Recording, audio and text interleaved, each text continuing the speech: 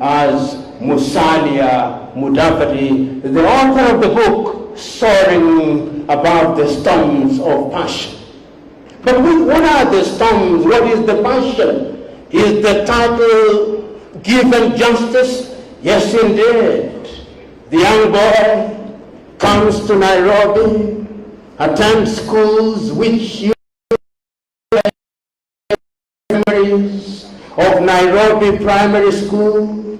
He doesn't stop there. He has fond memories of Jamhuri School. You will find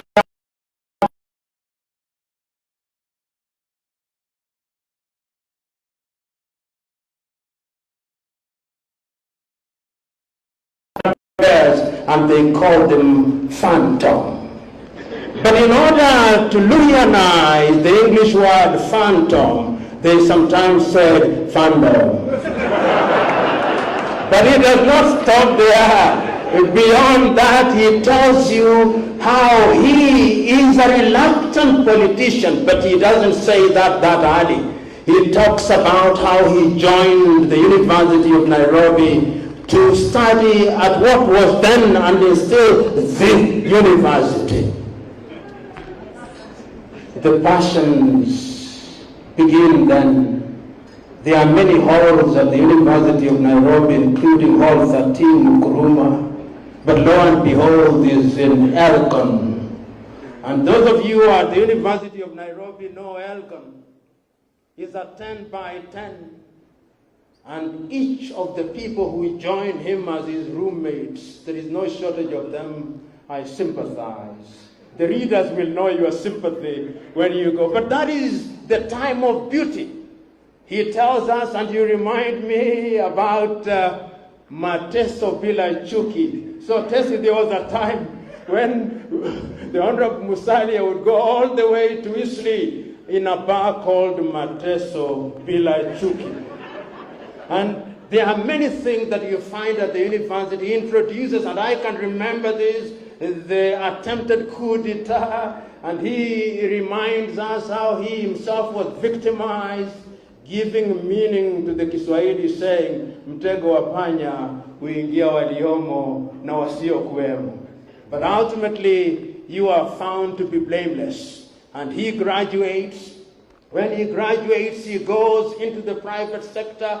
Lo and behold, the patriarch is alive and well, bestriding the Luhya political terrain like the fabled Colossus. He is the spokesperson.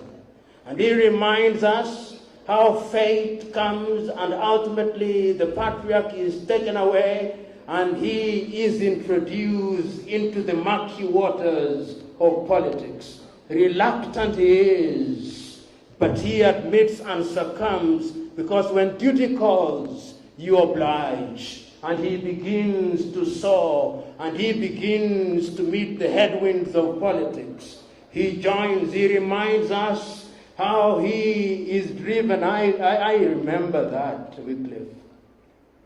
When at night you are driving in that Datsun from Vihiga, when at night you arrive in Kisumu, when you meet Haya, when you drive, when you come to Nairobi and meet Waiganjo, I remember that.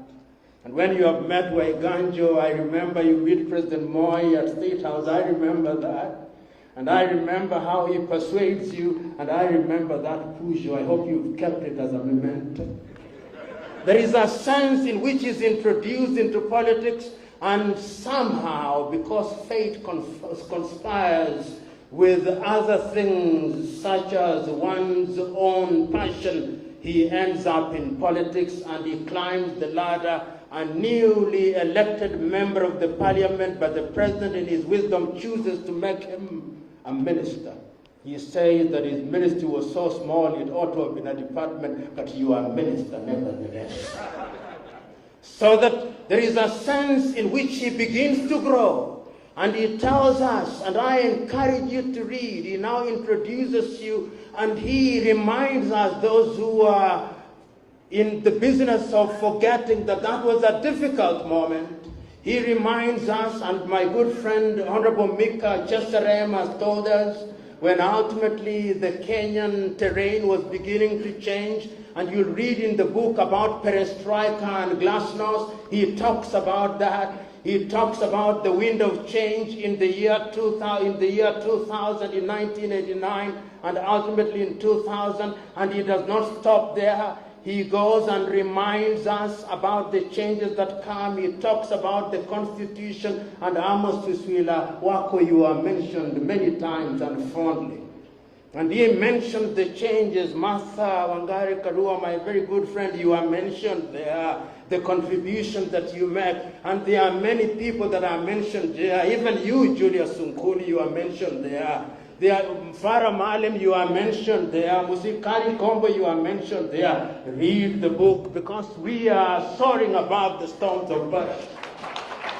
But what are those storms of passion? He goes beyond that and tells us how the changes, how we begin to change. He tells us how the coup d'etat changes the scheme of things in Kenya, how we very rapidly go into the multi-party era, how things change, and he doesn't stop there. He talks about the bombers of Kenya. Suswila Amos Wako will remember 101 days we met there. Chris Murungaru will remember there. Read the book. This is all I'm asking you. I'm only whetting your appetite. There are things to read. And then he tells us and demonstrates to us how Kenyan politics mutates and metamorphoses. He tells us how Daniel Moi prevails upon them to allow multi-party. He reminds you about Ford. How many of you remember Ford?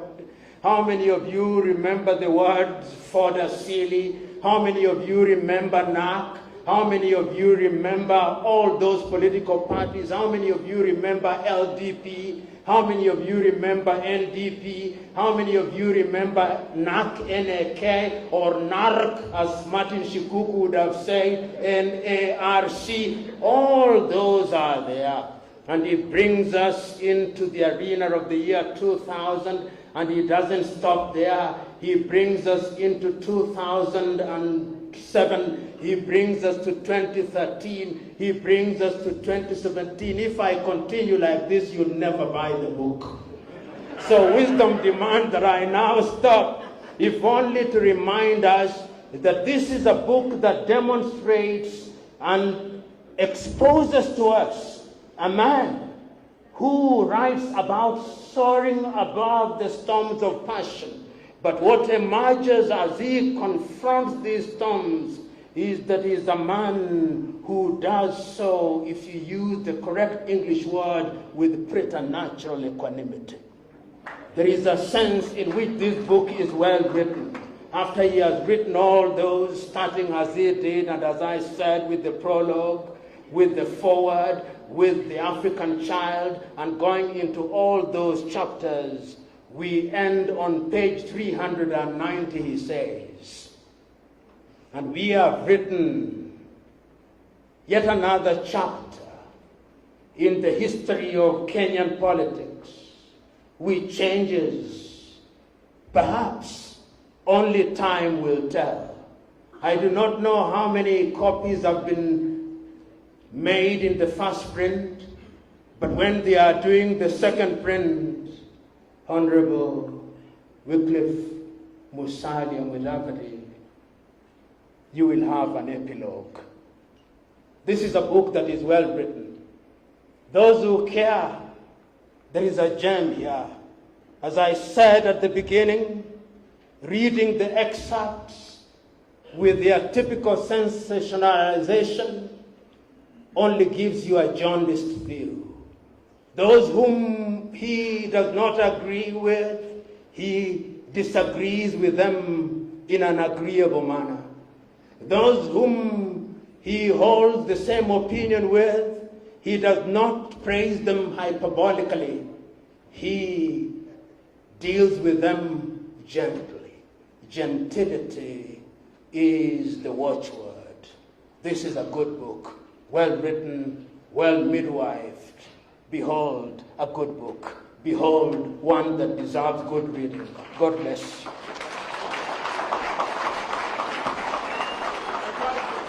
Thank you very much, Professor P.L.O. Lumumba. Ladies and gentlemen, with your permission, may I now have the distinguished honor and privilege to call upon the host today, the author of the book, His Excellency Wycliffe Musalia Mudavadi, who will introduce his other guests, and allow, as you come, His Excellency, Mama Tessie also just come. Yeah.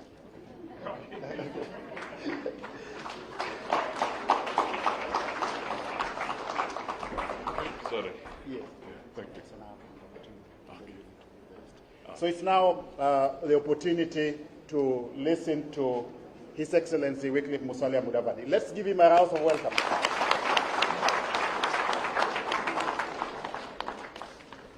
Thank you so much, P.L.O. Distinguished guests, ladies and gentlemen, but more specifically our chief guest, Ambassador Amina Mohammed, Your Excellencies, the ambassadors who are here, thank you for coming. I was on record having seen the ambassador of Denmark and the ambassador of Jordan. I think there was a representative from the European Union, I think Qatar, and a few others. So if I don't mention it, please bear with me. There's a problem when you come to say something after listening to Baraka Muluka, listening to Fredo Jambo, and then listening to P.L.O. You wonder what you can do on a podium. And indeed, Chesere Mika, who delivers with so much finesse. I'm humbled, very humbled. And I'm so happy that standing next to me is my wife, Tessie. We have our 2 children, the ones who are able to come. There's Michael and Marianne, if you just step forward for a minute.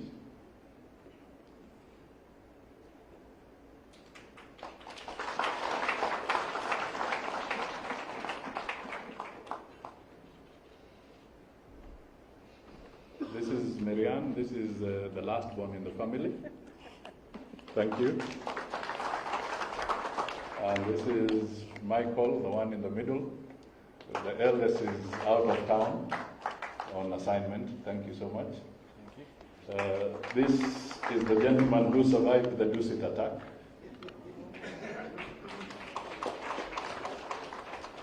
And really, my uncle. Okay. Justus Mudavadi, he's not too well, Ambassador Justus Mudavadi. That's why I will spare him having to come to the podium. Thank you, sir. Thank you for coming. We are a big family.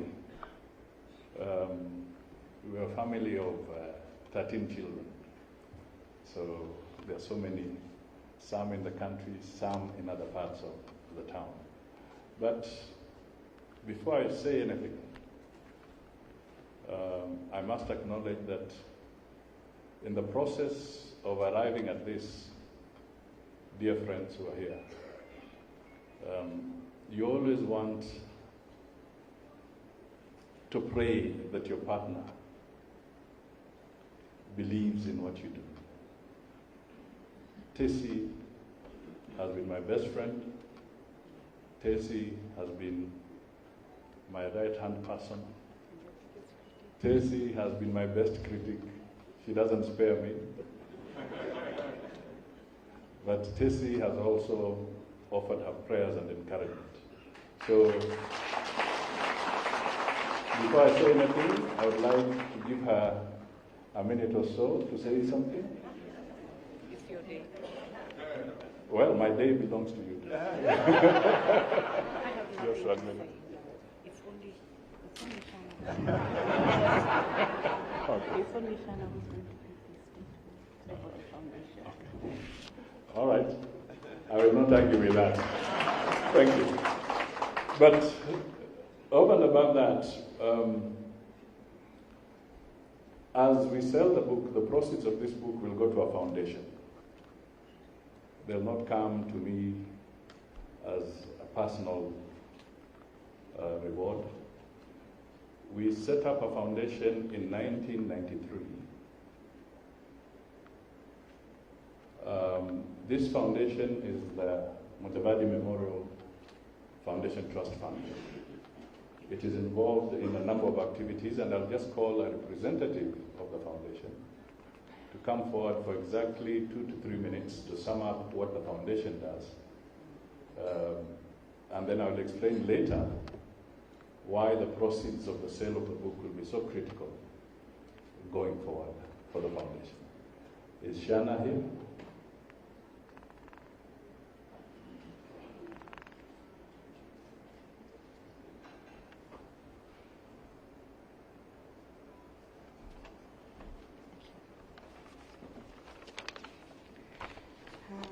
Good evening, distinguished guests. All protocols observed. My name is Shana Fernandez Kandia. I wear many hats for Honorable and Mrs. Mudavadi.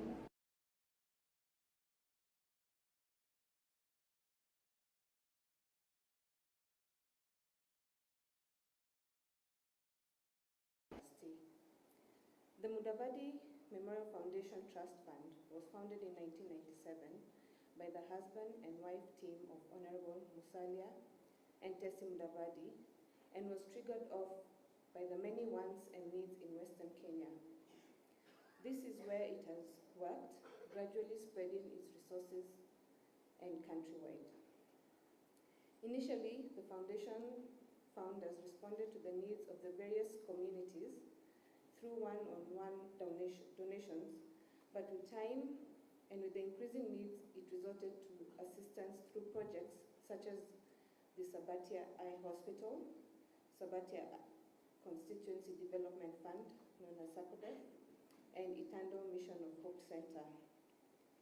With the still increasing complexity of the needs, the founders resolved to come up with a vehicle that would improve and spread out to the rest of Kenya and the assistance that was being provided. Hence the creation of the Mudavadi Memorial Foundation Trust Fund. Our vision is to promote quality life through the relief of distress and or poverty of the residents of Kenya. To achieve this, we endeavor to pursue our mission through people-owned processes, known as POP, in which communities are empowered to be drivers of their own development and destiny by laying down strong structural foundations to ensure autonomy of the program for self-sustainability, continuity, and prosperity. Our values are health, education, social economic development, and culture. Our intervention has been 1. The establishment of Itando Mission of Hope Center in Vihiga County, Sabatia Sub-County. The Itando Mission of Hope Center consists of Itando Mission of Hope Hospital, a 30-bed health facility offering both in and outpatient medical services, and Itando Girls Orphanage,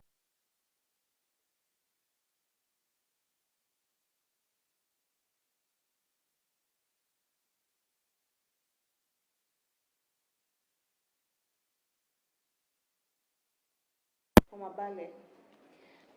If you have some time, you can go through our profiles of the girls, little profiles there.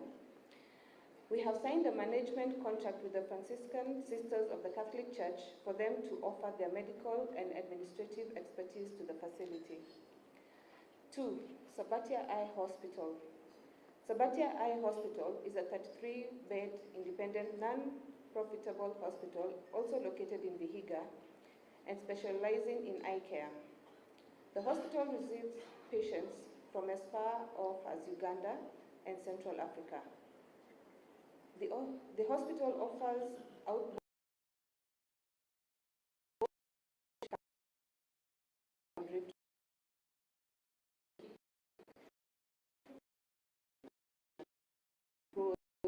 Cancer Advocacy Program, which to date has seen a number of breast cancer patients benefit from proceeds raised by the foundation and the introduction of Tumaini Rider at the Nairobi Hospice. 4. Education bursaries to needy students from all walks of life, with our first graduate having just graduated with a degree in pharmacy from the University of Nairobi. Last but not least, as a respecter of our vast Kenyan culture and in appreciation of it, we offer our small contribution to the annual Vihiga Cultural Festival. The proceeds of the sale of this book, Soaring Beyond the Storms of Passion, goes towards our charity work. I would like to thank Honorable Musalia Mudavadi and Mama Tessie for your thoughtful and generous contribution to the society. Thank you. Thank you, Shana. So mine will be just to thank you all. First of all, I want to thank the family, my mother, and everybody who has contributed, the elders whom we talked with on the issues of culture and the history that is purely oral unless you are able to document it. To Barak Muluka and your team, we spent a lot of hours together. Sometimes we would completely cancel certain aspects of it and start afresh. For 5 years, sharing these moments, getting to know each other, I say thank you to all of you. I also just want to encourage our colleagues here and others, please tell your story. Because if you don't tell your story, nobody will tell it for you. And indeed, so many people ask me questions that why do you want to document such sensitive issues at this point in time? I thought that it is good to document them when a lot of the actors are still present so that they can in turn give their version. If they believe that what I have said and the way I've written it is not factual or accurate, I've thrown the gauntlet. Bring your story. Let other Kenyans, let other people also appreciate what it was, what you are seeing, what you are feeling. I've talked about Johnny, and indeed Fred summed it up very well, that we all have reputations, but character has been very scarce. We are now seeing a lot of things that we washed under the table, under the carpet, beginning to manifest in the leadership of this country. You go back and you ask yourself, who did you elect? You go back and ask yourself, who did you give responsibility in certain areas and spheres of life? And you realize it's a sad story.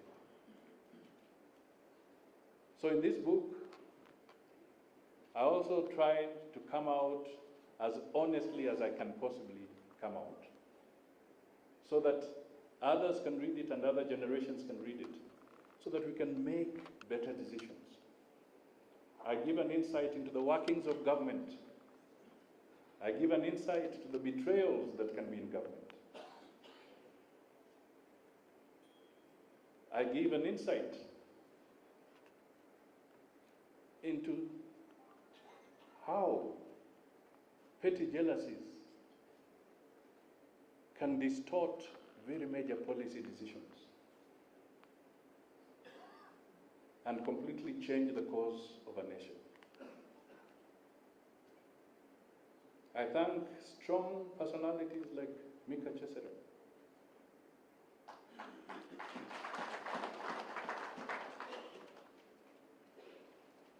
I know he'll tell his story.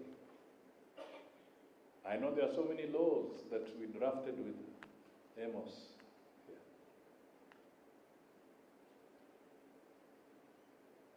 And I also know that you could never rule out the wisdom and and the accurate criticism that would come from somebody like Martha Karua.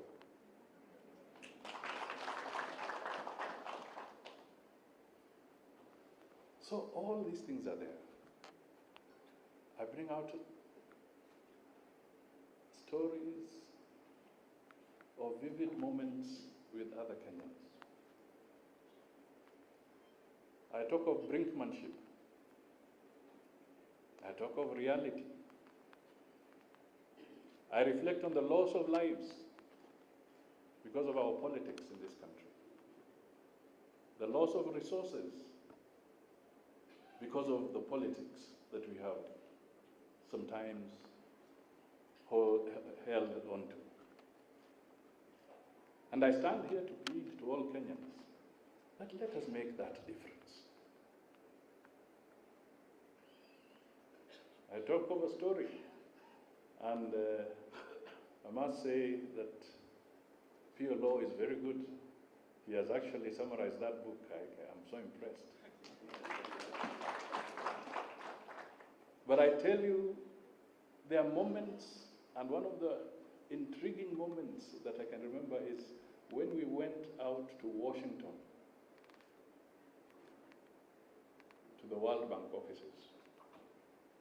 And we were chased out of the World Bank office by Edward J. Cox. Me, a minister, a finance minister of the Republic of Kenya, other people, PSAs, senior fellows, we were told by Edward J. Cox, a no-nonsense vice president of the World Bank, that I have no business talking to looters. Get out.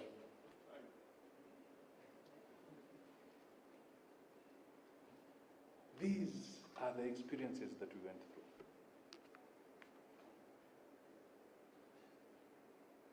I talk of experiences when you hear me talking about the danger of massive public debt. I talk with a heavy heart because we were pariahs. We were carrying the bowl from one capital to the other with my friend Cheseran. And nobody wanted to listen to us. We had to reschedule massive debt at a very high cost. When you see me talk about it, I know what is coming your way. If this book is a storm, a hurricane is coming.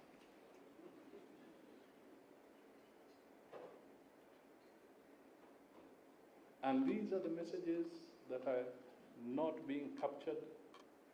The media has done very well. Thank you so much. But as they said, please go deeper into the book, because there are other issues that Kenyans must know about. So I want to encourage a culture of reading to you. I encourage you to read. Let us all break away from the tradition that I said when I was in Bomas, that do not say I have read because P.L.O Lumumba has summarized it for you. Do not say I have read because Fred Ojambo has said it. Do not say I have read because Barack has said it. I am appealing to all of you, please read. Let us rebuild the culture of reading. It's so important. I've also talked of my mistakes. Who said I'm infallible? Who said I'm an angel? Who said I make correct political decisions all the time? No, it's not possible. It's not humanly possible that you cannot make mistakes. But the strength lies in the ability of you to wake up and to stand out and acknowledge that I did make some mistakes.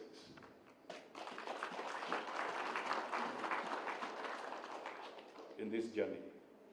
So let's come out.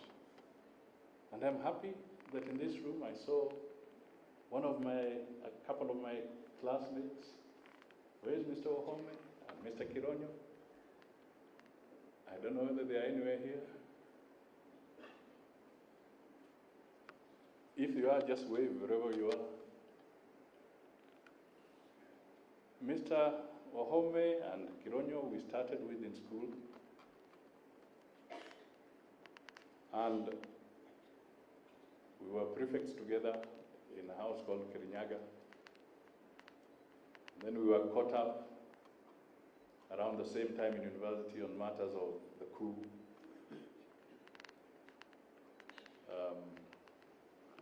And some of us slept in cell, and we ate cabbage kavu, boiled cabbage with maharagwe. And you prayed that the call of nature does not come your way, because going to the loo and what you do, and you're walking into that loo barefoot, was a very terrifying experience. I would not want to wish it on anybody. It is very difficult. But in the process, Wahome and his family, in the middle of a crisis, Wahome is from Odaya. He's not a lawyer.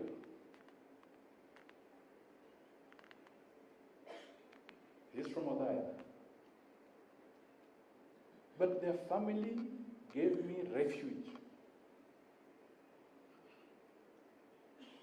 for a whole week. When the crisis of the coup and people were dying and nobody could invite you to their home, they invited me in their home, and I stayed there for 1 week.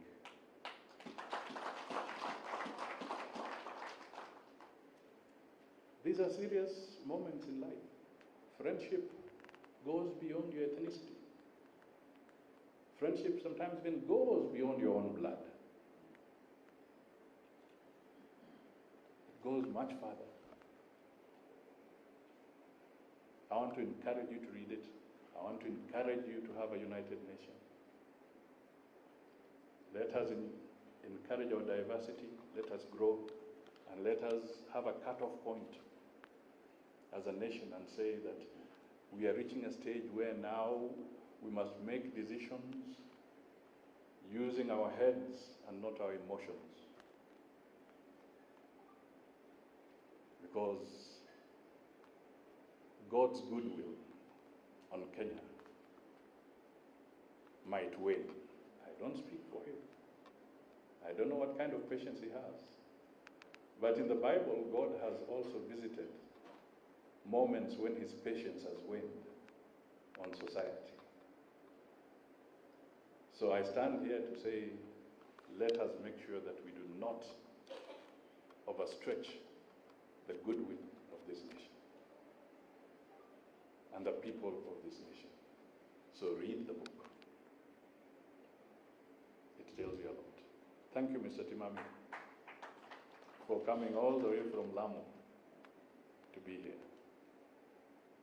You are a source of encouragement under difficult times. Thank you for your friendship. Now, before I call the chief guest tonight, allow me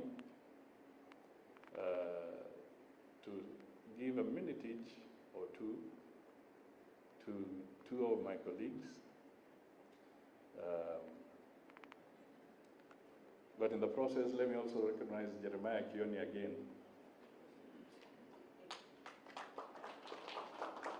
I make reference in the book to Jeremiah Kioni amongst other things.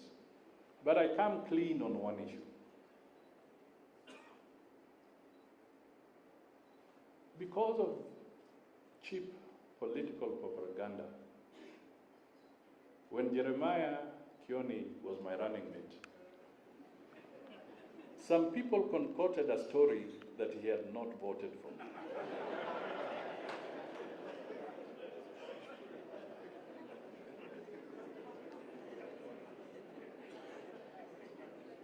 which was a lie.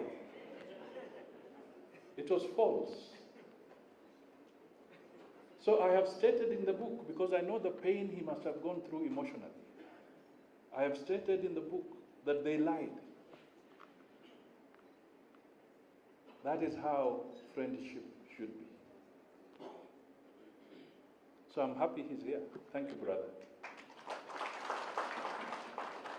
Now, may I request my sister, Martha Karua, Honorable, to say jambo, and then I'll sum up with Weta, as he was called by Honorable Murungaru. And let me, at this point in time, say that Kalonzo had to catch a flight. He's flying out of the country. He was here for a few minutes, but he said we render his apology, but he was happy to be here, and he's taken at least 2 of the books. Thank you. Mheshimiwa Martha Karua. The man of the moment, Musalia Mudavadi, Honorable Tessie Mudavadi, the chief guest, distinguished ladies and gentlemen, all protocols observed. Today is not our day.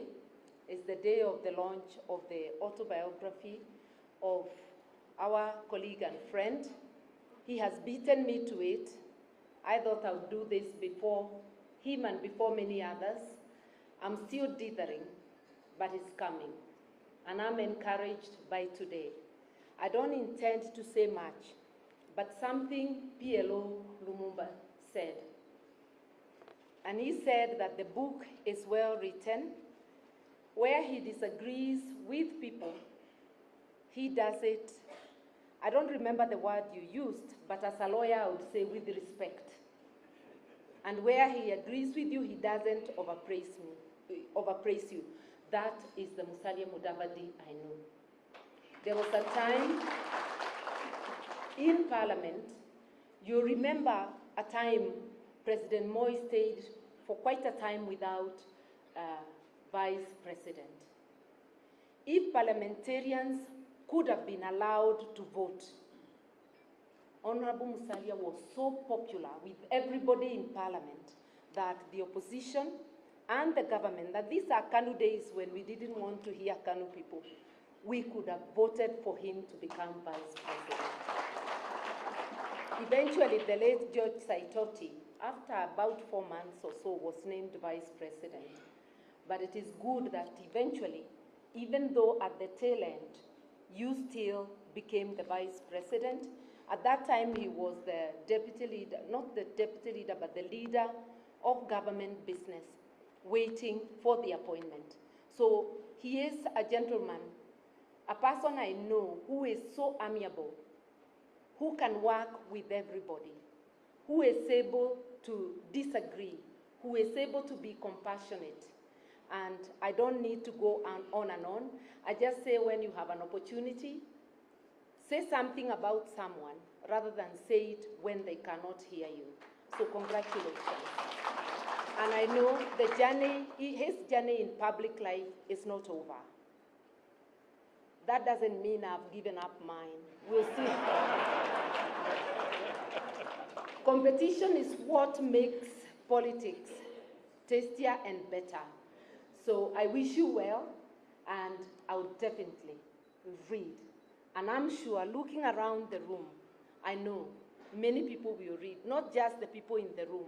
I'll make sure that all those around me read the book too. Congratulations. All right, now I will call somebody who always jokes and says, at times he's my father, and at times he's my son. Because my son is called Moses, and my father was called Moses. And this man is called Moses Masika Wetangula.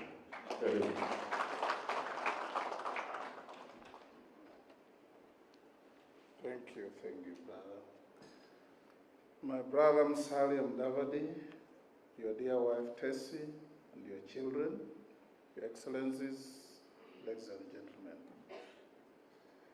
I'll strive to be very brief. I've listened to what has been said, about the book. I've listened to what has been said about you, Musalia, and the politics of Kenya. And I can say for a change, Kenyans are saying the truth. We, as your friends, me as your brother, we've worked together. When I came to Parliament in 1993, I found you there. We had been friends before, but our friends grew from there, and we have stood for and with each other, even when we are opposites.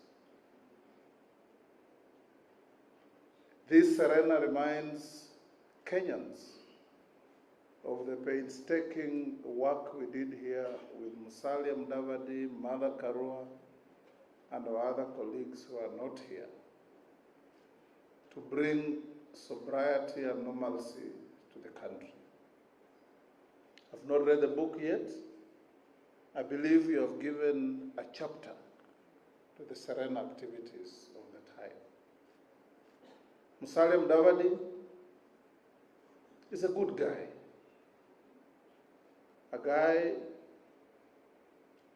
who never loses patience, and I've never seen him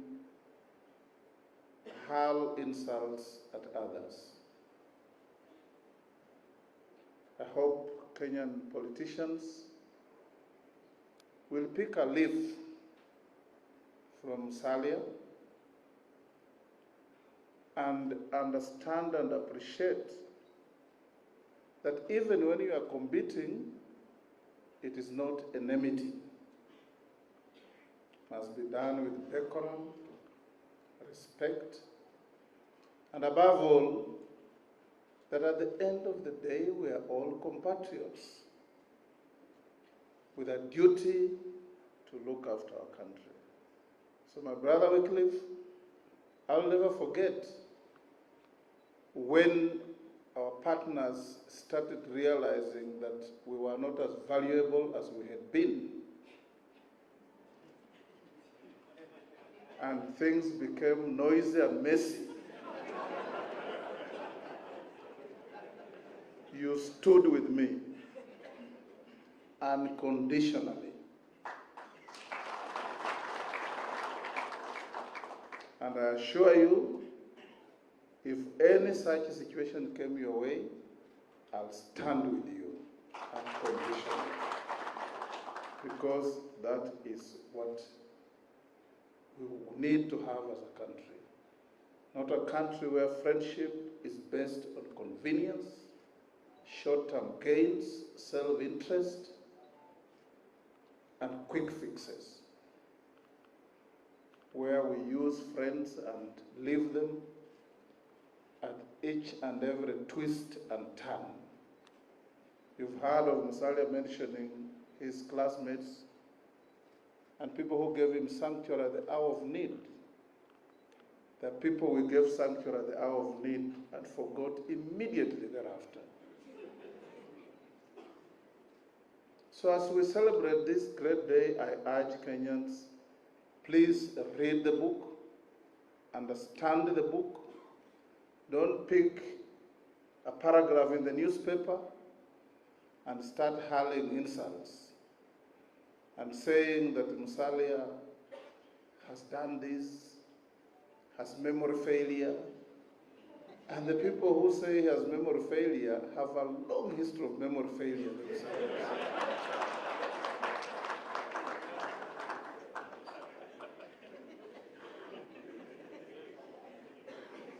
Thank you, brother. You've beaten it on me as well. I hope in another couple of months we'll stand here and you'll speak about my book. May God bless you all.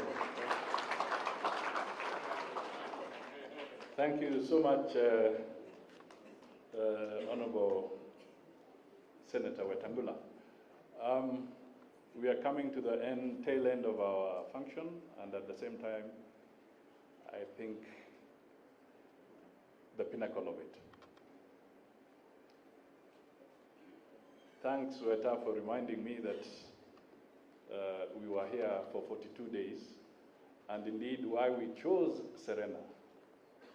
And in the book, I paid tribute to the late Kofi Annan, to Benjamin Mkapa, and to Her Excellency Gracia Machel, because it is here, in this very hotel, that Kenya was pulled out of the jaws of the crocodile, if I may use the word. It was in this very hotel.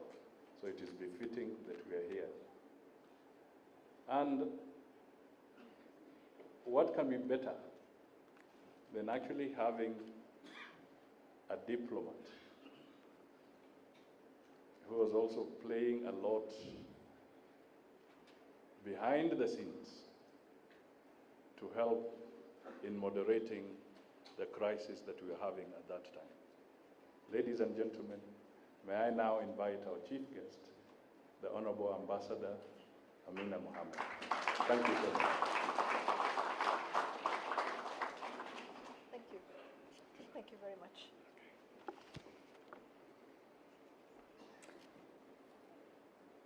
Honorable Wycliffe Musalia Mudavadi, his dear wife, who is an amazing friend of mine, Tessie Mudavadi, the honorable members of parliament that are here, the leaders of parties, excellencies, ambassadors, distinguished guests, ladies and gentlemen. I want you to get really comfortable because I'm about to read the whole book. Because everybody just touched on it, and I have the honor and privilege to have been invited as chief guest to launch this book, this amazing book, Soaring Above the Storms of Passion and Autobiography. This is a profound occasion, for we are assembled here tonight to share in living memory and living history. Few people are bold enough, and this has been said, to dare into the space of living history. There's fear of criticism while you live, and fear of stepping on sensitive toes. Living history, as the name suggests, is history rendered when most of the players, the institutions, and places are still with us. It's accordingly delicate space to venture into. Most people elect the safety and comfort of keeping quiet. I therefore hail the author of the book that we assembled here to celebrate. Much the same way, I hail all other Kenyans who have in recent years stepped out of the woodwork to share their stories with their country and with the world. There's an African saying, ladies and gentlemen, that when elders sleep, libraries sleep with them. We who have been privileged to walk the path of national duty and experience, therefore, owe our society the stories of our lives. The story of someone whose tour of duty has taken them to high office is not just his or hers. It's also the story of our nation. You owe your country that story.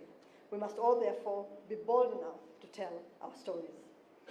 I read this book after it rolled off the printing press a few days ago. I found it to be an enriching and fulfilling read in many ways. At one level, it's a nuanced recollection of a rich cultural community, as experienced and seen through the eyes of an African child. It's the story of growing up in a world that is now passing into our national archives as modernity takes root. It's also a sketch map history of the country, from the colonial times virtually to the present day. As the Cabinet Secretary in charge of sports, culture, and heritage, this book speaks to me in a very special way. I enjoyed very much reading about the child's world and the kinds of things with which children pass their time in Western Kenya in the 60s and the 70s. I was transported to that world in which I was brought up and can relate to with ease. The playing field was a school on its own. You learned about your environment and how to coexist with it. You learn how to live with other children and with the adult world. All this comes out very well in the opening chapters of this rich book. More comprehensively, ladies and gentlemen, this book brings to the fore many outstanding pertinent issues about our country's nationhood that need our urgent attention. It also exposes private motivations, their bearing on critical national issues, besides revealing the behind-the-scenes events that inform the political dynamics that we read in our newspapers and watch on mass media networks. The book therefore veils new insights into our national political theatre, which will not only deepen understanding of our society, but also inform decision-making. In chronicling his experiences, contribution, and ideas, Honorable Musalia Mudavadi has demonstrated remarkable courage in putting his life before the world for scrutiny. I congratulate him for this courage and for the work that he has done in producing this book.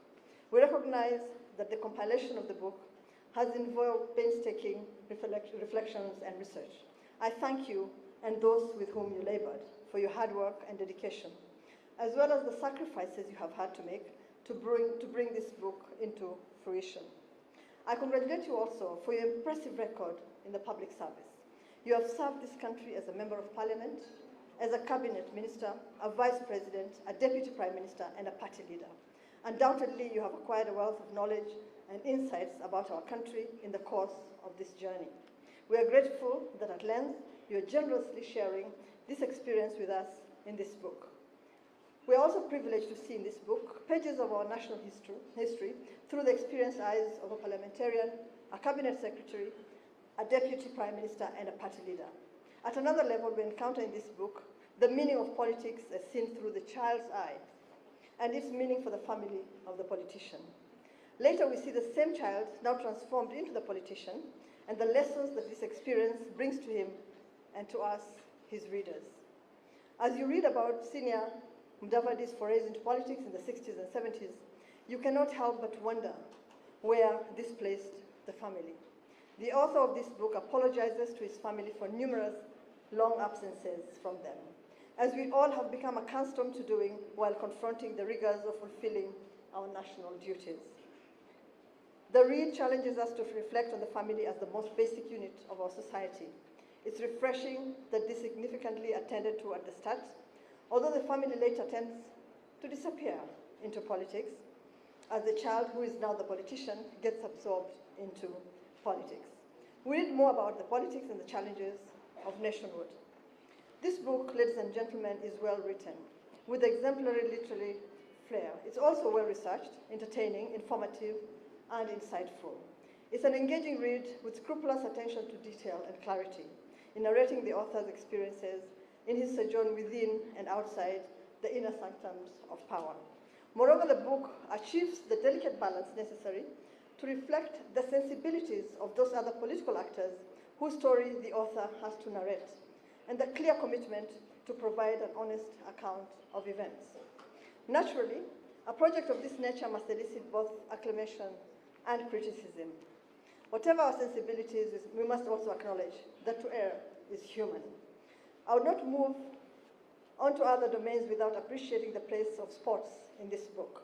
Right from sporting activities in primary school in those years, through high school and all the way to university.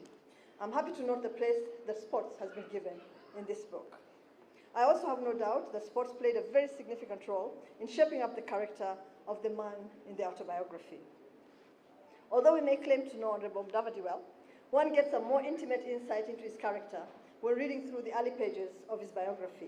His humanistic values, his respect and compassion, and the soberness for which he is well known. They all speak to us in his actions as narrated in the book. His simplicity and humility are also evident, even in the rather diffident and self-effacing manner in which he narrates his personal contributions in the course of his career. In fact, ladies and gentlemen, we see at another level an astute change management leader who played a key role in the modernization of Kenya's economy and especially of the financial services sector in our country. Few know that he was responsible for far-reaching reforms in the money, banking, and finance fields. As finance minister, he spearheaded the liberalization of foreign exchange, and you've heard about that in Kenya, and placed the country way ahead of the rest of this continent. He also championed the transformation of the income tax department into the Kenya Revenue Authority. Elsewhere, he opened up the airwaves, availing space for the numerous radio and TV stations in our country today. Honorable Mudavadi also led the opening up of telephony and paved way to the marvels that we see in telecommunications in Kenya today. He headed the process that brought us Safaricom and later Kensel, which is today Airtel. He also guided the reform of the Kenya Ports Authority, the Kenya Airports Authority, and the privatization of Kenya Airways. All these are forgotten, critical milestones in our national life, which the author talks about with a lot of restraint and modesty. The same restraint is demonstrated in his rendition of his experience with peace building after the 2007 presidential elections and with working in government thereafter. Equally important, ladies and gentlemen, is his experience with the making of our new Constitution 2010, and particularly his role in implementing the chapter on devolution. And I had the privilege of working with him for just a moment during that process. But there are many other stories and histories embedded in Honorable Mudavadi's story. We get fresh anecdotes in the early days of the second President of the Republic, Daniel Arap Moi, who comes across as a very practical father and husband and a respected teacher. We see the country's politics in the colonial times and the transition to independence. We also see the early struggles for the state in the 60s. We see political competitions and formations of alliances right from the 60s to the present day, with plenty of food for thought. We witness the challenges of the effort to entrench democracy in our dear country, the one-party rule, the impact of the Cold War in merging new nations and states in the post-World War II dispensation. So too, do we see the new challenges for third world countries in the post-Cold War era, and the full magnitude of Mikhail Gorbachev's perestroika and glasnost policies. I'm trying to make it really interesting for all of you to buy the book. There is the return of the multi-party state with its own new set of challenges. There is the crippling interaction of the post-Cold War states with structural adjustment programs. Not to be forgotten is Kenya's struggle with corruption and the author's personal testimony and experience with it and what it meant, especially for him, in being caught up squarely in the national tragedy that was the Golden Bag scandal, Anglo-leasing, and what has been called the graveyard scandal. The author speaks to these challenges with courage and with frankness, including the problem of tribal competition in politics and economics.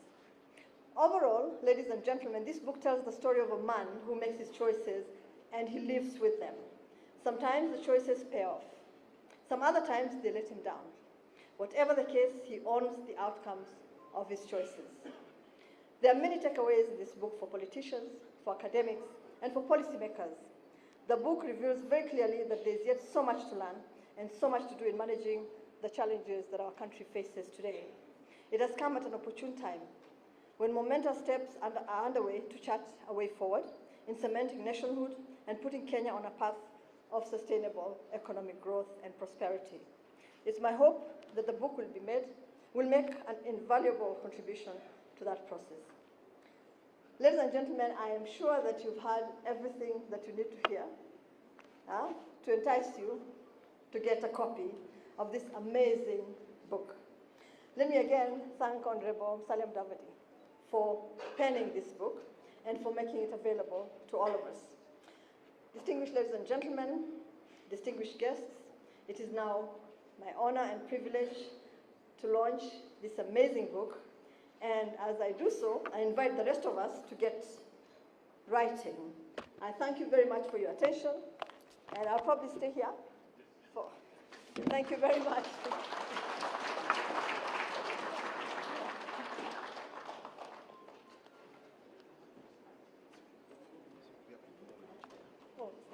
Yeah, now, we are going to do the book launch. I would request all of us to move a bit to the back, because we are going to have some fireworks therein.